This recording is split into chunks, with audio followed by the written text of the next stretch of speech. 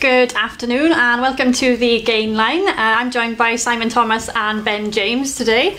Alright boys? Musical chairs. He's usually there. What's going on? I'm all confused. Feels strange. Taking over. Right, so we've got lots to talk about today. Wales are back in action against France on Saturday and we've got the team announcement Thursday. We are waiting on an injury update later today at the press conference. But let's kick off then with the number 10 situation. We know Dan Biggar is going through his return to play protocols, said to be fine.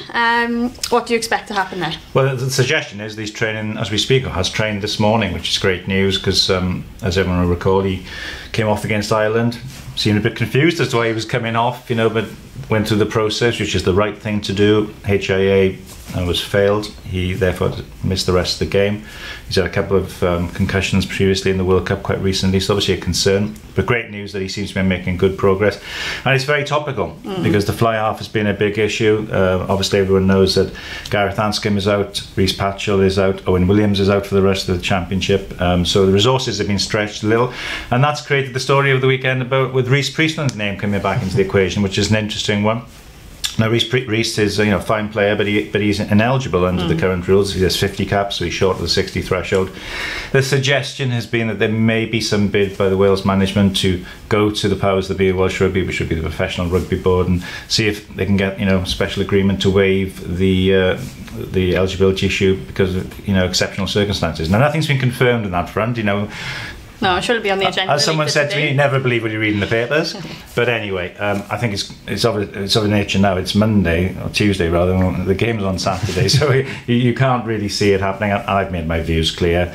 Personally, I don't think that you should bend the 60 cap rule because it's working well, and to undermine it would make no sense. And the very people who'd have to be asked, which is the union and the regions, they both were involved in setting it up, and it's designed to strengthen the region. So it'd be turkeys for Christmas, wouldn't it? So I think but hopefully, fingers crossed, Dan Biggar and Jared Evans will both be available. We'll know more later today. And onwards and upwards. Because it always felt like a strange hill to die on, didn't it? When you've got someone like Sam Davis waiting in the wings. Break it, sort of bending your rules to bring back Rhys Priestland is much of a muchness, isn't it? I think it would send out a pretty bad message to the likes of Sam Davis, who was out of contract with the Ospreys last year, could have gone to a deal in England, probably more lucratively, stayed in Wales with the Dragons to try and reignite his international career, is playing well. If he saw someone who was in England getting picked ahead of someone who was ineligible, whether he's made to stay here, I think for lots of different reasons it would be a retrograde step, but it doesn't look like it's going to happen anyway. No.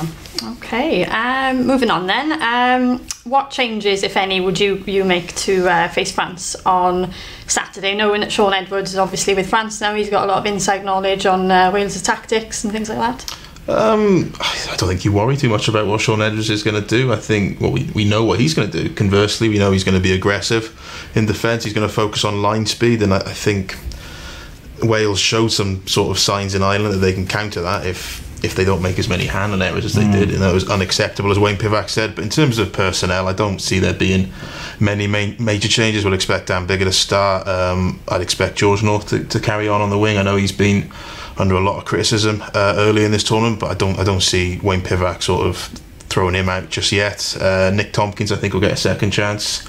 And then maybe in the forwards, do you look at back row? The thing is, I think if you look at it by units, I think the front row will stay the same. I think the scrum, there's been a lot of doom mongering about the scrum. Maybe see the bench, possibly. I think the starting front row will stay the same. Second row probably the same. Adam Beard played well for the Ospreys the weekend, but I think he'll still be on the bench.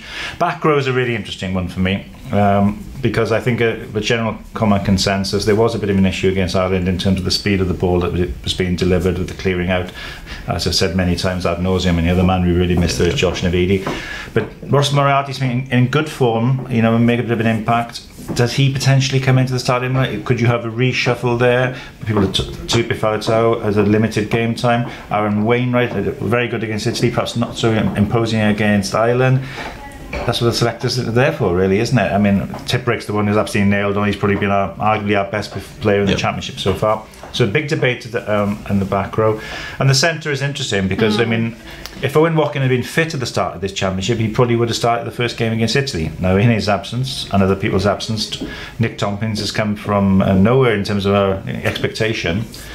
and played very well against Italy. Then had a bit of a rude awakening out in Ireland, where he obviously fell off the tackle for the first try. Owen Watkin then made his return on the weekend. Do you think he'll be thrown back into the mix? It's a tricky one, Katie, because he took his try well, didn't he? He did. I just think, one, I think he's short of game time, and two, I think obviously Nick Tompkins was thrown in to the starting 15 after a good showing off the bench. What message does it send out if you then drop immediately when things don't go to plan? I think moving forward, who do we see as being the better centre option? Well, that's Tompkins or Watkin? For me, I would think if Tompkins can adjust to test level, I see him as having a higher ceiling. I think you'd probably say at the moment you'd see Watkin as the more Mr. Reliable guy there. He's been part of the Welsh squad for a while, carries the ball strongly. Doesn't make that many mistakes. He's always struck me as a great option off the bench. And there's Nick Tompkins' high point, potentially more than Owen Watkins' high point. If you're looking at a long-term plan, I don't know. It's an interesting one because Owen has been such a part of the setup, but he was part of a different setup. Wasn't that setup. So that'll be one to look at. Back three, we're probably looking at the same. I mean, we're actually don't see any changes. I mean, the thing is, obviously, Nick Nicol came on, but I think we're all expecting Josh Adams to be okay. That's been the indication. So I think probably you're looking at the same starting three as last time. Can't argue with that. Okay, don't forget we are live, so if you've got any questions or comments, do get them in and we'll try and get through them. So we'll just have a couple now. So Richard asks, do you expect Louis Rees-Zammit to get a Six Nations cap? If so, against which team? I mean, if it's going to be against anyone, it's going to be against Scotland, isn't it? In that last game, I suppose a lot of that depends on where Wales' Nations hopes are or rather aren't. If we lose one of the next two games, out with the running for the title, maybe we make a couple of changes for that last game against Scotland. If not, you'd probably look at the summer tour. But then, a trip to Japan and then 2 games in New Zealand isn't exactly, a nice place to be thrown in for your first cap either, is it? It's an interesting one. If he hadn't done what he did towards the end of last year, he'd be playing for Wales in the 20s now, playing regularly, But he's found himself in that little bit of limbo where he's leapfrogged beyond the under-20s into the senior squad. But because there is quite a bit of competition in the back three, he's not got the opportunity. He obviously had a bit of a bump going into the championship. Went back to his club last week. Good to see him playing in a way. Of all the ones, you worry about some playing, it was good for him to play. It's good to try. But I think he's probably right. I think that if he is to play in the Six Nations, it'll probably be because Wales are going into that last game with no title on the line and no can't have a Triple Crown. Ireland's gone. So that would be the game. Then I think actually the game against Japan probably would be another opportunity ahead. But then it depends, if they want to sort of run with the side that's going to go play against the All Blacks. I suppose the Japan game is sort of bigger for ranking points because you lose to New Zealand in Eden Park or in Wellington, you're not going to lose many ranking points, but lose to Japan in Japan because they're ranked lower than us. That you take a bigger hit, and then you've got the World Cup seed into the end of this year to think about. It also hinges about how they're going to approach this summer tour, because we've seen in previous years some players being rested, but it's Wayne Pivac's first summer tour. Does he want to go full hit out with everybody who's available? And you don't know. There's a lot of rugby between then and now. So look, Lewis is a young man whose season has exceeded his expectations. If he ends it with a cap, he'd be more than happy. Okay, next one then we have touched on this. Michael asks, will Wales change their game plan on Saturday to counter Shaun Edwards and his inside knowledge? It's interesting, if you look at the way that I think you can unpick any defence, be it a Shaun Edwards defence or any different style of it, the modern way to do it is with the offload. You can... Because Shaun Edwards' teams don't miss many one-on-one tackles because you're too scared to go back in the dressing room if you do. But even if you make a one-on-one tackle, if you're up against a side that has an offloading game and that has a strength, that can be unpicked. And if you look at the way Wales are going to play, it's quite clear that's going to be a big part of the strategy. The try for Thomas Williams against Ireland, which was the high point for me of the championship so far, probably, it was all about 2 offloads, one from Alan Jones, one from Dan Biggar, Thomas Williams into the sticks. It was about a variety of moving off the ball and offloading. That is hard to defend against whatever system. If we just go one up against Shaun Edwards' team, which to an extent is what England did in that first game for a long period. Because if you think about it, England were heavily behind. But then for about the last 35 minutes, it was all England. But no creativity at all. It was just bang, bang. And Sean Edwards' teams will lap that up all day. They'll put their bodies on the line, even if they've got a broken leg, they'll be upstanding, they're making the tackle. The way to try and pick them to get around them, if you look at the way Wales, the times when they were exposed, when Sean was in charge, it tended to be that. So I think the way Wales play actually might be quite a good system to employ against a Sean Edwards side. Even if it's not necessarily the offload, it's just having options off ball carriers. So we saw that for the first try. Alan Wynne-Jones helped set up. Every time Dan Biggar got the ball at fly half, there was a pod of 3 forwards and then Hadley Parks working on a wider line. So you've got 4 options. And the way France have been broken down in the Six Nations, England did it late on in the first half and Italy did it at times. Sean Edwards' defences like to blitz, so that means your outside man in the defence is always going to be pushing higher than you. So if you as a ball carrier can hold your man and then work on that outside man going further on, there's always going to be space behind him, and that's where you find these gaps. So playing off Dan Biggar, having a pod of 3 forwards, and Hadley Parks, who is a machine when it comes to the gain line. The way he carries into contact with his footwork, he always gets over the gain line. I think that's where we're going to see a lot of success for Wales. Yes, speed of ball off Hadley Parks is going to be the absolute crucial thing, because Ben's right. He has an uncanny knack of when you think he's being tackled and he's going to be hit behind the gain line or on the gain line, he squirms those hips, does something and manages to get over the gain, miss a couple of yards. Even in the wider channels in Dublin, we saw him like little flicks, offload dummies that just forced the defender to stay on the back foot. And if you look at what Italy did, the big key man for me there was Minotti, who was moved to the wing, spoken about before. And how did he impact the French defence? With the offload, little flicks out the side.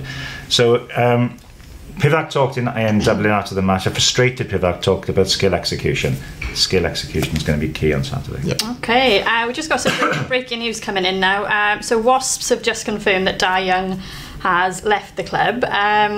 Obviously that's just coming in. We'll find out more when we get out of here. But what's been your take on the situation so far? And was this expected or? I've been speaking to people. I won't say who I've been speaking to over the last few days, but the indications I was getting there was that some, how should I put it, departure was going to be confirmed. I guess Dai was contracted, I believe, until 2023. I think that was the figure. So clearly behind the scenes, him to leave, they would have had to have meetings and decided this was always. But this is what was going to happen. This was the indication. I was hearing over the weekend on Monday. It's happened now on the Tuesday. For Dai, he's had I think 9 years at Wasps. He'd done a lot of good things there. I think it probably may be the right time to move on. I think he had around 9 years in charge of the Blues. It's a long time to be anywhere. I've been here 30 years. When's my escape going to happen?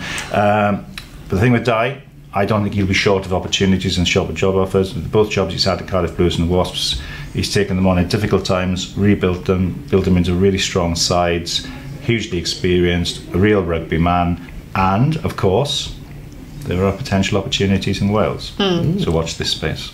Okay, we've just got this statement from Dai Young now. It says, "It will be tough to leave a club and group of people that has meant so much to me over the past decade, but I feel this is the right time for both the club and for myself." So would you be happy to see him working in Wales in the future soon? Oh yeah, absolutely. I think we've talked a lot about the fact that we've probably had a sort of shortage of Welsh coaches at the regions over the years, in terms of the head coach. He is one of our most successful coaches over the last 10, 20 years in terms of experience and consistent performance at the high level. People say he hasn't won that many trophies, but I think particularly the Blues, he took them to a level they hadn't had previously in the professional era. And at Wasps, he took a club on that had real issues and made them one of the top clubs in England for a while. And he's a great bloke as well, so come on, Dai. I suppose it's simple.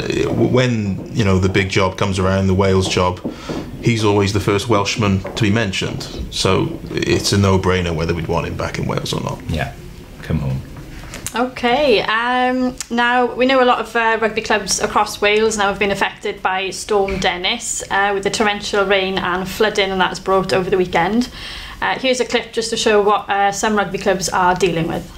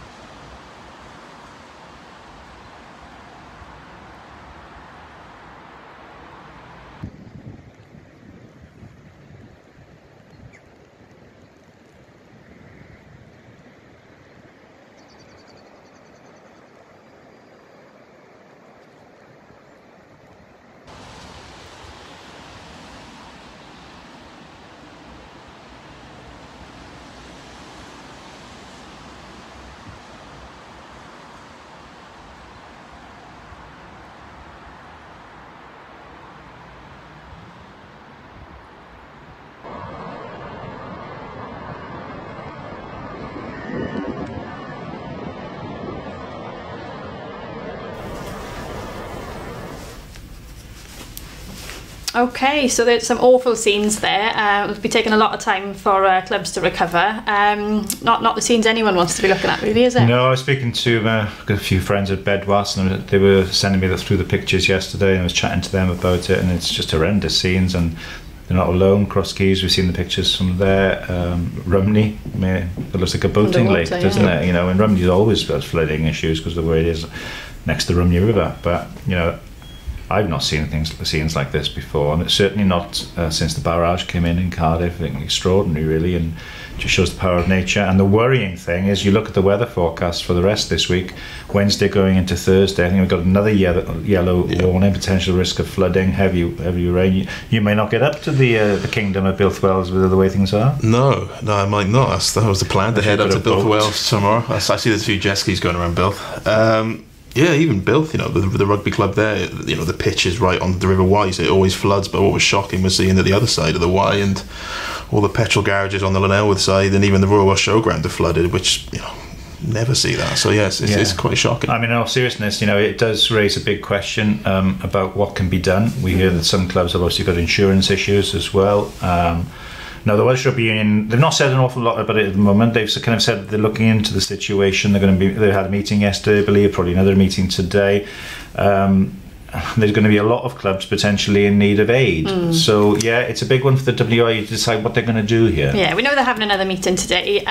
They say that in the process of working with those affected to understand their situation, and an action plan will be agreed as soon as they can to kind of deal with the extent of the damage. So that's due to happen today, so we will hear more on that later. It's been great to see all the communities and the other clubs rallying round. You've seen like Blues and the Dragons have been up to Bedros, I think, across Keys, helping out. The clubs have made their own pitches available and facilities available, which is great. The community always does this together. And now, as I say, we're interested to see what kind of strategy the union comes up with. We've got Gary John, Community Clubs Chief, coming in this week, so we'll probably learn a bit more then. But yeah, it's a tough time, and let's just hope that these clubs can get back on their feet. Yes, definitely. Okay, let's just round off then with a couple more questions. So, different game now, but what's your take on the England-Ireland game this weekend?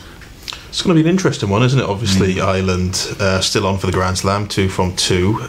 England less convincing, but it is at Twickenham, and I think there's a sort of quiet confidence I've gathered in the English media and probably in the English camp that this is the game where they can really put out a statement. You know, it's been 2 away games. First up was against a very determined France team in Paris, and that didn't go to plan. And then the second game was in what was basically a washing machine in Murrayfield, wasn't it, given the conditions. They came away with the victory there, and I think this could be the one where they sort of show that they're not over the hill as many people are writing them off. It's interesting, breaking news today that Mako Vunapola, son of Pontypool, is not going to be available. We hear that he's returning to Tonga for family reasons. You know, best wishes to him, whatever. We don't know the details, but I hope everything gets resolved there. So that's a blow for them because he's such an important piece ball carrying. But I guess it doesn't mean you might see maybe one of 2 characters starting, either Mr. Marlowe or Mr. Genge. So both are interesting guys. England were much better in many ways against Scotland in terms of the forward carry and the forward work. They're still, you know, they haven't spluttered at times during this challenge. I found it a really hard game to call. I really do. Ireland, I thought they played well against Wales in terms of their efficiency, but then Wales did have a lot of opportunity, and you know, a more efficient side would have broken Ireland down. So, yeah, I would edge through home advantage, probably edge towards England. Yep. Okay, I've got one question here then. Cardiff Blues now this time. Our reader is asking, why do you think the Blues are incapable of fixing their line-out problems? Well, I covered the game, you know, watching the game on Saturday evening out in Galway. They lost 29-0 to Connacht. I mean, I strung out a long list of adjectives to describe it. They weren't very favourable adjectives, but you couldn't sugarcoat it. It was one of the worst performances I've seen for a long time, not just from the Blues, but from any Welsh region. It was really disappointing. Yes, they're missing players through international call-ups and injury, but you would have expected more. And unfortunately, the line-out wasn't the only issue. It was quite a fundamental one. It's been an issue for a little while.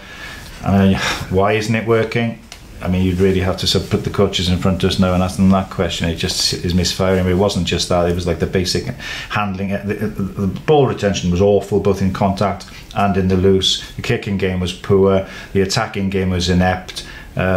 and there was just no cohesion to what they were doing. Defensively, they fell off tackles. Apart from that, it was fine. It was.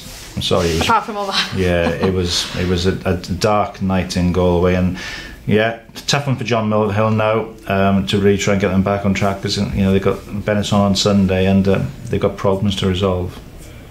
I didn't really answer that, did I? Can't argue with any of that, I don't think. Yeah. It's always been a thing with the Blues, isn't it? I think the attacking game this year it's almost like they're playing in front of defences rather than sort of playing at them. I feel like there's a lot of they go wide. It looks like things are going to work, yeah, and then it doesn't. There's all these screens and all these they go wide, but they're not actually engaging the defence. So it looks nice, but it's probably quite easy to read and sort of soak up. Over to Mr. Mulvihill and his crew to sort it out, I guess. Okay, got one more now from Peter. He says, if Dan Biggar's not available, then I'd like to see Sam Davies given an opportunity to back Jared on the bench. If Jared isn't fit, what's the next call to make, really? Well, it's an interesting one, this with Jared, because there's been nothing formal to suggest that there's any issues, but whether people are reading into the Priestland thing that there might be an issue of Jared Evans, or whether there really isn't. I guess we've got a press conference I think at 1 o'clock, so that question will be asked. At the moment we have to work on the basis that he's fit until we hear something different. I think if they, the general question is who's the next cab in the rank. For me, it would be Sam Davies. Although I would throw the name Callum Sheedy as well into the mix, because he's in form. Was man of the match for Bristol in their victory over Northampton the weekend. He's still eligible for Wales, although he played for England last June. That was against the Barbarians and Cup match. He's eligible for 3 countries: Wales, where he was born and bred; England through residency; and Ireland through family links. So he did say at the weekend though he hasn't had any contact with Wayne Pivot, didn't he? Yeah. So it only takes a minute to phone someone, doesn't it? Callum's a good lad. He keeps his options open. Okay. Okay, we'll round off then. Who are you going for on Saturday, Wales or France? France. Oh. Yeah, I just think that I questioned it when people said at the start of the season that it was going to be France's year. I wondered whether they could do it. What the performance against England showed this young side has got it to do it. Wasn't perfect against Italy, but I just think maybe it is their year. I think it'd be quite a high-scoring, interesting game. You sound like you disagree with that, Ben. I think home advantage counts for a lot in the Six Nations, and we haven't seen France go away yet. And I think Wales might just have enough, but I think it's going to be close. Well, I called Wales to win in Ireland was wrong, so I'm hoping I'm wrong this time as well. Okay, well, that's it for today. So thank you very much for joining us. We'll be back tomorrow, same time, same place, and we'll have all the updates from Wales's press conference on Wales Online.